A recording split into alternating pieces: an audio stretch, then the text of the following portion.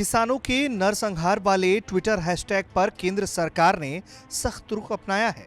सरकार ने इस मसले पर ट्विटर को फाइनल नोटिस जारी कर दिया है और कहा है कि अगर ट्विटर ने सरकार की बात नहीं मानी तो कार्रवाई कर दी जाएगी।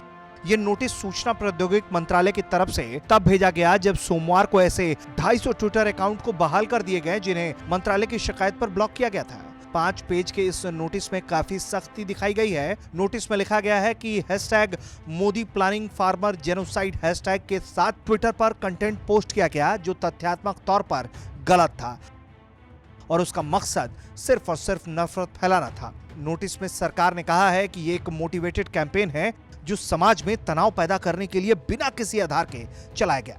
नोटिस में यह भी कहा गया है कि नरसंहार को प्रोत्साहन देना फ्रीडम ऑफ स्पीच नहीं है, ये कानून व्यवस्था के लिए खतरा है। दिल्ली गणतंत्र दिवस पर हिंसा देख चुकी है दुनिया।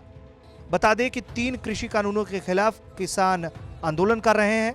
खासकर देश की राजधानी दिल्ली की सीमाओं पर भारी तादाद में किसान डटे हुए हैं। 26 जनवरी को दिल्ली में किसान ट्रैक्टर रैली के दौरान हिंसा भी हुई। दूसरी तरफ सीमाओं पर सुरक्षा भी टाइट की जा रही है।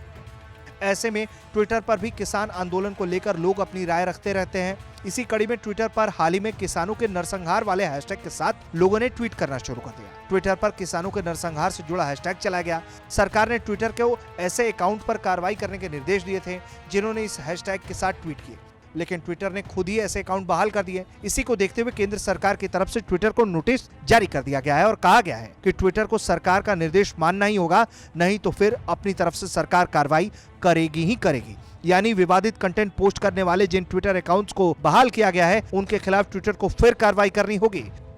सरकार के नोटिस में सुप्रीम कोर्ट के फैसले का भी हवाला दिया गया है और कहा गया है कि ट्विटर अदालत की तरह फैसले नहीं कर सकता। उसे भारत सरकार जिस तरह के निर्देश दे रही है, क्योंकि यह मामला देश की रक्षा सुरक्षा से जुड़ा हुआ है, ऐसे में ट्विटर को सरकार के निर्देशों का पालन करना पड़ेगा। आपको बता दें कि लगातार जो है भारत सरकार के खिलाफ और देश के खिलाफ भी एक ऐसा कैंपेन चलाया जा रहा है जिससे देश की छवि को डैमेज करने की कोशिश हो रही है। लगातार किसानों के नाम पर, आंदोलन के नाम पर भड़काने वाली कार्रवाइयां हो रही हैं।